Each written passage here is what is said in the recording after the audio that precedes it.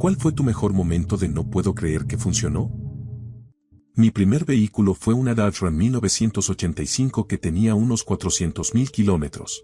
No hace falta decir que no era precisamente confiable. En fin, un amigo y yo teníamos boletos para ver un concierto en una ciudad que estaba a unas 3 horas. Llegamos sin problema y la pasamos increíble en el concierto. No nos alcanzaba para quedarnos a dormir, así que empezamos el largo viaje de regreso. Si todo salía bien, llegaríamos a casa alrededor de las 3 de la mañana. Había un tramo de autopista en el que había unos 97 kilómetros entre localidades. Era prácticamente el peor lugar para quedarnos varados en ese viaje. Había letreros grandes que advertían a los viajeros que cargaran gasolina antes de salir de la localidad, pero yo tenía medio tanque. Mi camioneta empezó a dar tirones y se apagó casi a mitad de camino entre las dos localidades. Sonaba totalmente a que me había quedado sin gasolina, pero el medidor todavía marcaba medio tanque. Nada había salido bien. Así que ahí estábamos, a las 1:45 de la mañana, varados a un lado de la autopista en Texas, a unos 48 kilómetros de las localidades más cercanas, sin luz de luna, y esto fue antes de que los adolescentes tuvieran teléfonos celulares. Estábamos perdidos. Después de revisar un poco con una linterna, descubrimos que sí había combustible, pero la bomba de combustible se había averiado. Decidimos dormir en la camioneta y arreglarlo por la mañana. En esas viejas camionetas Dodge, la bomba de combustible estaba en el motor en lugar de estar en el tanque, como en un vehículo moderno. La accionaba el propio motor, no un motor eléctrico. Básicamente, la bomba impulsaba gasolina de forma constante mientras el motor estaba en marcha, y siempre había combustible disponible para la válvula del flotador del carburador.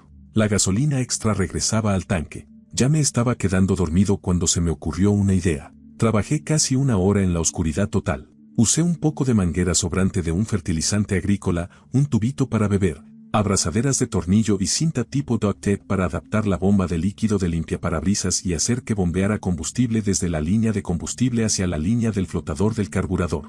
Me subí a la camioneta, accioné la palanca del lavaparabrisas y arrancó de inmediato. Me tomó un poco de prueba y error, pero logré encontrar el ritmo y supe cada cuánto debía accionar la palanca para mantener la camioneta en marcha. Llegamos a casa poco después de las 4:30 de la mañana. A mi papá no le hizo mucha gracia de inmediato mi arreglo improvisado, pero les contó a todos sus amigos lo ingenioso que había sido su hijo, así que supongo que pasé la prueba de papá.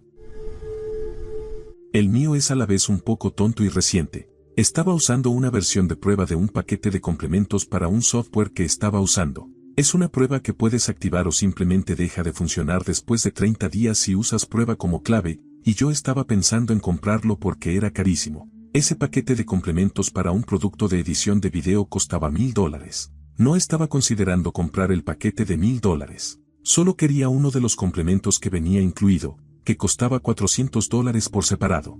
Mientras lo pensaba, empecé a buscar tutoriales. Encontré uno hecho por el autor. Era un tutorial completo, incluido el paso de activación de la licencia. Durante el video mostró cómo ingresar el código. Yo pensé no hay forma, pero bueno, lo intento. Pausé el video, anoté el número que usó en el video y presioné activar. Activó todo el paquete. Me mudé a una casa nueva y me llegó mi primera factura municipal de agua en la nueva dirección. No quería salir a comprar sellos. Pensé, oye, la pagaré en línea, excelente, solo para descubrir que el maldito sitio web quería que, al registrarme con una cuenta en línea, ingresara el monto en dólares de mi factura anterior de agua. Probé con la factura actual, la única que tenía, y nada, me devolvió un error. Así que dije, al diablo, a ver si están limpiando las entradas de su base de datos. Puse un asterisco como valor y lo intenté de nuevo. Funcionó, me dejó entrar y pagué mi factura. Para quienes no están familiarizados, esto funciona porque su sitio web literalmente tomaba la información que yo escribía y, sin filtrar caracteres especiales ni código malicioso, consultaba la base de datos directamente usando un lenguaje llamado SQL. En SQL, el asterisco es un comodín. Yo tenía los dos primeros, claro, pero en el último solo puse un asterisco y, como no revisan tonterías como esta, funcionó y pude ver lo que necesitaba para agregar la casa a mi cuenta, saltándome su seguridad por completo. Es muy probable que hubiera podido poner asterisco en todos los campos y ver quién vive en cada dirección y también sus facturas anteriores de agua. Les mandé un correo poco después diciendo que era una vulnerabilidad. No respondieron. Unos años después me mudé otra vez. Yo ya tenía mi cuenta, pero para conectar esa cuenta en línea con la nueva dirección, ya te imaginarás, me pidieron que ingresara el monto de la factura del mes anterior. Ni modo, a ver si ya habían corregido esto, pero no. El asterisco seguía funcionando. En la primera mitad de los años 2000, trabajaba en ventas para una empresa bastante grande, con un departamento de tecnologías de la información completamente cubierto y, por lo general, competente. Yo me defendía con la tecnología, y nadie más en la oficina lo hacía, así que con el tiempo me convertí en la persona a la que recurrían para hablar con la gente de IT. Nosotros estábamos en Georgia y ellos en Ohio. Me hice bastante amigo de una de ellas, y platicábamos mucho. Más o menos en 2004, la empresa, un distribuidor mayorista, dejó de limitarse a asistir a ferias del sector y decidió intentar organizar la suya propia en un lugar muy lejos de la oficina central, y claro, había que montar cierta red de infraestructura. El primer día de la feria, yo estaba en nuestra oficina regional casi solo, el de menor rango se queda atrás para cuidar el puesto, cuando mi amiga de IT me llama en pánico total. Ya habían instalado todos los sistemas, ayer revisaron todo y funcionaba bien, pero durante la noche ocurrió algo que obligó a reiniciar una sala llena de computadoras y ahora estaban pidiendo usuario y contraseña, y nadie en la empresa tenía la menor idea de cuál podía ser la contraseña. Estaban casi seguros de tener el usuario, pero no la contraseña. Al parecer, nunca les había pasado algo así. Ten en cuenta que no me llamó porque yo fuera algún tipo de hacker con habilidades de élite. Me llamó porque ya habían agotado prácticamente todas las demás opciones y estaban completamente desesperados. Esto estaba a punto de convertirse en un problema carísimo para la empresa y ella estaba jugando una última carta. Entonces me pregunta, ¿se te ocurre algo, no importa lo tonto o ridículo que sea, que podamos intentar aquí? Estamos en altavoz y puedo escuchar a una sala llena de altos mandos corporativos, incluido el presidente de la empresa, esperando a ver si este último intento iba a salir bien. Lo único que se me ocurre es, ¿y si prueban sin contraseña? ¿Solo déjenla en blanco? Alguien en la sala dice, ay, por favor, no puede ser, pero lo intentan. ¿Sabes cómo la NASA celebra cuando logran aterrizar algo en otro planeta? Fue muy parecido. Yo, con mi respuesta medio tonta, terminé como un héroe, y esa Navidad me dieron un buen bono. También fue la primera vez que escuché, si se ve tonto, pero funciona, entonces no es tonto. Cuando estaba en la escuela secundaria tuve que cursar estudios empresariales, que era por mucho la materia que más odiaba. Me parecía tan increíblemente aburrida que no podía evitar quedarme dormido en cada clase, sin falta. Era una escuela pequeña en el campo, en la Irlanda rural, así que nuestra clase tenía apenas unos 20 estudiantes. Quedarse dormido era bastante arriesgado, porque no era difícil que alguien se diera cuenta. Además, yo me sentaba en la primera fila, justo delante de mi profesora, que se irritaba con facilidad.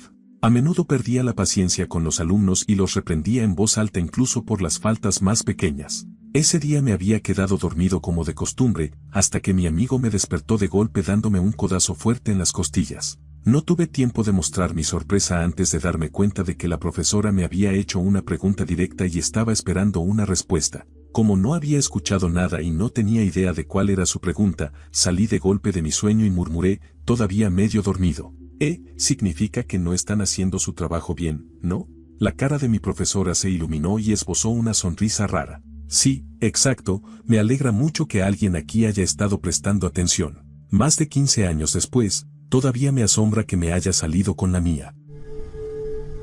Compré un órgano vintage en una tienda de segunda mano por impulso, a pesar de que la fila inferior de teclas, los pedales del piso y algunas de las perillas y palancas para controlar el sonido no funcionaban. Tenía el plan de moverlo yo mismo, pero ni siquiera me di cuenta de las dimensiones y el peso de este monstruo, así que terminé teniendo que pagar también la entrega. Casi me arrepiento del trato, ya que la entrega costó más que el propio órgano, pero quería un proyecto interesante para empezar a meterme en la electrónica. En cuanto llegó a mi departamento, encontré un manual antiguo en línea y procedí a abrir la parte trasera para echarle un vistazo rápido. Esta máquina es increíblemente compleja y yo no tengo experiencia en electrónica. Hay todo tipo de componentes para cada uno de los efectos, miles de cables diminutos tendidos por todas partes y un mecanismo complejo de rueda tonal que básicamente consiste en 1000 engranes diminutos de diferentes tamaños que generan el sonido. Me di cuenta de que esto sería un proyecto para toda la vida, pero al menos quería empezar a revisar el interior. Así que empecé a desmontar las piezas lentamente, asegurándome de anotar el orden y cómo las volvería a armar. Sabía cuáles eran los problemas, no las soluciones, pero esperaba encontrar algo lo suficientemente obvio como para corregirlo. Bueno, si encontré algunos cables sueltos por aquí y por allá, así que, con mis manos temblorosas, hice lo mejor que pude para soldarlos de nuevo en su lugar. También vi un tubo de aceite y decidí abrirlo por primera vez para lubricar las ruedas tonales de 45 años. En ese punto me preocupó no poder volver a armar esta cosa, y no tenía idea de qué más atender. No había ningún letrero de neón adentro con una flecha apuntando a un cable que dijera, arregla esto y todo quedará listo. Así que lo volví a armar. Una vez más, pensé que esto sería un proyecto para toda la vida, y no me frustraba demasiado por eso. Después de todo, era bastante interesante. Dicho eso, quería volver a enchufarlo y ver si con mis ajustes ingenuos había hecho más daño que bien. Acciono el interruptor y la gran rueda mecánica de trémolo, de espuma, en la parte trasera del mueble empieza a zumbar. Bien, hasta aquí todo va bien. Eso todavía funciona. Ajusto el pedal de acento para subir el volumen. Perfecto, no arruiné las teclas de arriba. ¿Por qué no probar también las de abajo? Sigue sin sonar nada. Tal vez si ajusto un poco los tiradores y, Dios mío, ¿arreglé esta cosa en una sola tarde? Bien, mejor me calmo. No es como si la pedalera fuera a estar arreglada, o quizás sí. Presioné unos cuantos con el pie izquierdo y escuché como esa octava baja, rica y grave, llenaba la habitación. Soy personal de enfermería en una unidad de cuidados intensivos. Normalmente los hospitales no permiten que te hagas cargo de familiares directos, pero ese día faltaba tanto personal en la unidad que yo era la única persona que podía recibir a un paciente nuevo, mi papá. Al final llegó con fibrilación auricular sintomática. Esto significa que, en lugar de contracciones completas, bien coordinadas y rítmicas del músculo cardíaco que bombean sangre de forma adecuada, el corazón solo tiembla descoordinado, sin ritmo, y no bombea bien. Estuvo con episodios de desmayo todo el día y con señales típicas de un accidente cerebrovascular. En ese punto no podían llevarlo a una tomografía computarizada porque estaba demasiado inestable. En estos casos los médicos tratan de forma empírica, es decir, basándose en lo que pueden observar desde afuera. El corazón de mi papá no estaba respondiendo a los medicamentos que debían bajarle la frecuencia y hacerlo volver a un ritmo normal. Así que lo programaron para colocarle un marcapasos a la mañana siguiente. Serían entre la 1 y las 2 de la mañana cuando entré a la habitación para revisarlo y ajustar la velocidad de una medicación intravenosa. Yo cargo un portapapeles de aluminio. Es de esos que se abren y puedes guardar papeles dentro. Bueno, por querer ser un ninja sigiloso, se me cayó al piso duro de concreto. En el silencio de la noche, el estruendo despertó a mi papá con un grito. Se incorporó de golpe en la cama mirando alrededor y agarrándose el pecho. Yo pensé, ay, no. Miré el monitor cardíaco y le tomé el pulso carotídeo y, efectivamente, cambió a un ritmo completamente normal después de que lo asusté muchísimo. Cardiología pasó en la mañana, decidió no ponerle el marcapasos y lo enviaron a casa unos días después con medicación oral y algunas citas de seguimiento. Unos meses después sí le pusieron un marcapasos y ahí va, bastante bien. A él le parece divertido que terminó con un marcapasos, siendo ingeniero electricista. Después de dejar la preparatoria y presentar el examen de certificación, me dije a mí mismo que tenía que poner mi vida en orden. Cuando tenía 17 años, decidí hacer lo siguiente. Armar una computadora e instalar Linux por mi cuenta como introducción para aprender a programar, estudiar para mi certificación de redes para al menos estar cerca de programadores aunque no pudiera ser uno, encontrar una pasantía de programación en mi ciudad a través de bolsas de trabajo, ir escalando, hacer algunos trabajos de desarrollo web por contrato y, con el tiempo, terminar con un trabajo fijo de programación que normalmente tendrías que ir a la universidad para conseguir. En realidad nunca creí que lo lograría y, incluso mientras iba cumpliendo los pasos de mi plan, pensé que en algún punto iba a fallar. Sin embargo, 10 años después, tras muchas noches sin dormir y ataques de pánico, lo logré y pasó exactamente como lo había imaginado cuando tenía 17 años, excepto que nunca necesité un trabajo como administrador de redes. Cuando llegué al final y no podía creer que había conseguido el trabajo de mis sueños, todos dijeron, ¿no es eso lo que has estado diciendo todo este tiempo? Sí, pero no sabía que de verdad lo decía en serio. En quinto grado pospuse un proyecto que valía una calificación importante sobre los pueblos indígenas de mi país en el que otros habían trabajado durante semanas. El día que lo entregábamos, hice una lluvia de ideas antes de ir a la escuela, conseguí un palo, una cuerda y un bloque de madera y fabriqué un taladro de arco para hacer fuego. Me tomó 10 minutos y tenía que ser eso porque debía llegar a la parada del autobús. En la escuela, La mayoría de los estudiantes tenían estas cosas súper elaboradas en las que habían invertido muchísimo tiempo, como un penacho o un tipi, y yo tenía un palo. Todos tenían que mostrar su artefacto indio frente a la clase, así que mostré cómo se habría usado mi palo con la ayuda de un par de compañeros. Yo lo explicaba mientras ellos lo demostraban, pero en realidad solo quería sentarme porque me daba vergüenza mi palo tan simple. Curiosamente, ellos se entusiasmaron mucho y de verdad lograron que empezara a echar humo. Yo nunca lo había probado antes. La maestra tuvo que hacer que se detuvieran y toda la clase se quedó intrigada. Saqué la máxima calificación en el proyecto, al que casi no le dediqué esfuerzo, solo armé algo rápido para evitar la incomodidad de estar en clase sin nada que mostrar. Por cierto, tampoco había internet en esa época. En mis años más jóvenes, mi amigo y yo teníamos una especie de reto constante. De ida y vuelta nos desafiábamos a hacer cosas ridículas, sin importar las consecuencias. Una noche estábamos en un bar y había una mujer absolutamente hermosa sentada sola en una de las mesas tipo cabina. El tipo con el que estaba la dejaba sola a cada rato para ir a platicar con sus amigos. Parecía bastante obvio que estaban en una cita a ciegas o en una primera cita. Ella se veía desinteresada, y él parecía estar ahí solo para presumir a la chica guapa que lo acompañaba al bar. Bueno, ahí fue cuando reté a mi amigo a sentarse a su lado y decir: «Bonitos zapatos, ¿quieres acostarte conmigo?». Él estaba seguro de que le iba a dar una bofetada o le iba a lanzar una bebida en la cara. Yo también lo pensaba. Él fue a la barra, compró un par de tragos y se acercó. Yo estaba a unos 10 metros, muerto de risa, cuando ella se levantó y salieron del bar juntos. Él me sonrió y me mostró el dedo medio. Su 6º aniversario de bodas fue el mes pasado. Hace unos 10 años, mi esposo, en ese entonces mi novio, y yo estábamos muy mal de dinero. De la nada, un amigo de la familia nos ofreció boletos gratis para un concierto al que queríamos ir, pero que no podíamos pagar. Aceptamos los boletos, pero no teníamos dinero para la gasolina para llegar. Era como una hora de camino desde nuestra casa. Así que revisamos todo el departamento buscando monedas sueltas entre los muebles, y hasta encontré un billete de $5 en un abrigo viejo. Sí, estábamos desesperados. Juntamos lo justo para ir y regresar. No había dinero para nada más. En el camino, nos dimos cuenta de que no habíamos comido y ya teníamos mucha hambre. Entonces hicimos un plan. Llamé al Taco Bell más cercano, mentí y les dije que acababa de salir de ahí con la comida que había pedido para la cena de la familia y que faltaba la mitad. Les dije que yo no podía volver por lo que faltaba, pero que mi esposo iba de camino a casa desde el trabajo y que podía pasar a recoger el resto. Me preguntaron qué faltaba del pedido, y no recuerdo exactamente qué dije, pero básicamente era una comida completa para los dos. Me dijeron que estaría listo y yo dije que mi esposo iría. Encontramos el Taco Bell y decidimos estacionarnos en el lote de al lado. Creo que era una gasolinera. Mi esposo justo traía una camisa tipo polo con cuello en el auto y se la puso para verse más creíble. Si no, habría entrado con una camiseta de tul. Así que me quedé ahí esperando a que saliera con las manos vacías, pero después de solo unos 5 minutos, ahí viene con una bolsa llena de Taco Bell. Fue un día de orgullo. Y también me alegra decir que ya no estamos así de mal de dinero ni tan desesperados. Una caja registradora del malísima.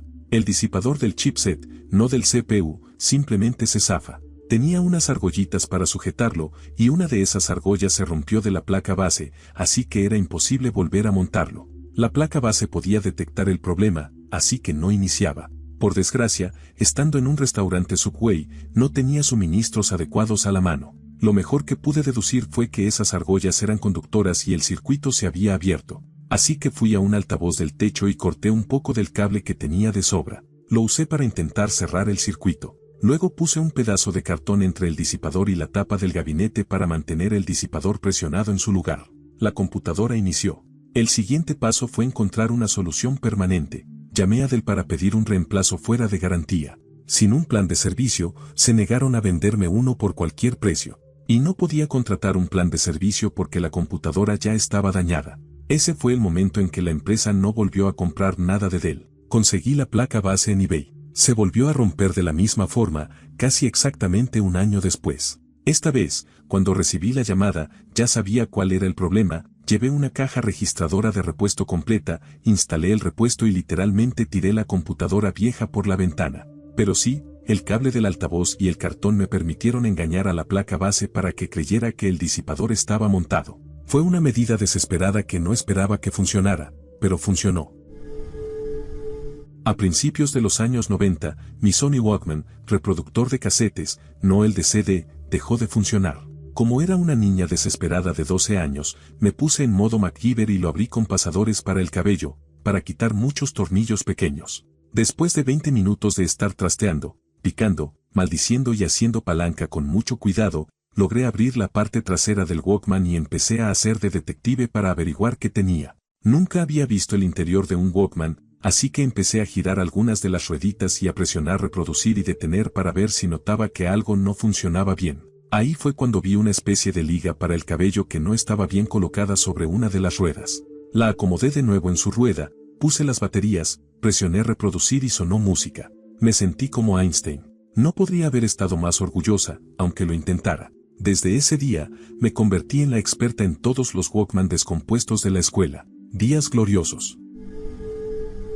Estaba haciendo exploración urbana con un grupo de amigos en un antiguo hospital psiquiátrico abandonado, y habíamos hecho un muy buen trabajo manteniéndonos ocultos del equipo de seguridad, hasta que no nos molestamos en revisar la esquina de un edificio del que acabábamos de salir.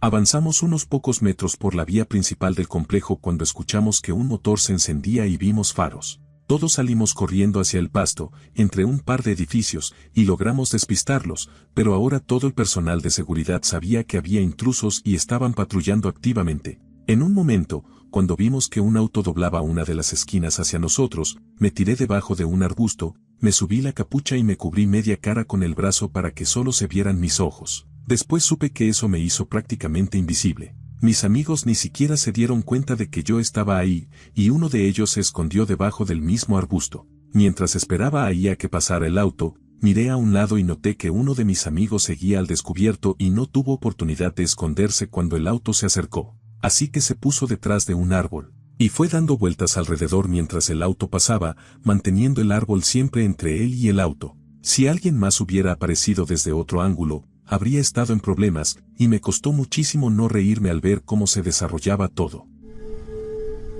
Es mi historia personal. El año pasado nació mi hija y, durante ese tiempo, mi esposo estaba muy ocupado tramitando la visa para un puesto académico. Yo estuve sola en el hospital todo el tiempo con mi bebé, porque él estaba encargándose de la visa, las reuniones y también de un niño pequeño. Por fin viajó a Australia para la reunión, que era la última etapa, y estábamos seguros de que le darían el puesto porque mostraron muchísimo interés. Los profesores de aquí le escribieron recomendaciones excelentes, y todos pensábamos que lo tenía asegurado. Después de todo eso, con él en Australia y yo aquí sola con un niño pequeño y una bebé de 2 meses, me dijo que le había negado el puesto. Fue un momento desgarrador. Sin embargo, en menos de una semana le ofrecieron un segundo puesto y, de repente, era incluso mejor que el primero. Para mí, ese fue mi momento de no puedo creer que funcionó. Pasé de estar muy feliz, a casi la desilusión total, y luego a un salto hacia lo mejor. Espero no haberlos aburrido demasiado. Deséennos lo mejor para esta nueva etapa de la vida.